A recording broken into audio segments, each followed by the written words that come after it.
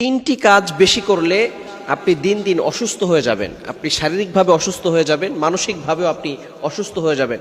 আস্তে আস্তে আপনি বিপদে পড়ে যাবেন তিনটি কাজ যদি আপনি বেশি বেশি করেন। এজন্য এই তিনটি কাজ যত দ্রুত সম্ভব আপনি কমিয়ে ফেলবেন। নাম্বার ওয়ান, এক নাম্বার হচ্ছে বেশি খাওয়া। বেশি খাওয়া যাবে না, কম কম খাওয়াটাই হচ্ছে বর্তমানে সুস্থতার অন্যতম একটি মাধ্যম।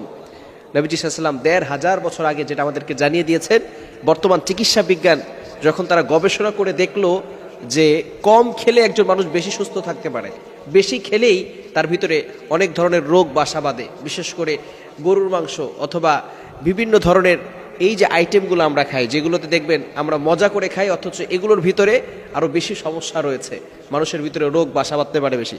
এই জন্য গরুর গোস্ত যেটা আছে এটা কম খান, এই শাক সবজি যেটা আছে এটা বেশি খান। তবে তারপরও প্রত্যেকটা খাবার একটা মাত্রা থাকা দরকার, বেশি খেলেই কিন্তু আপনি অসুস্থ হয়ে পড়বেন। দেখুন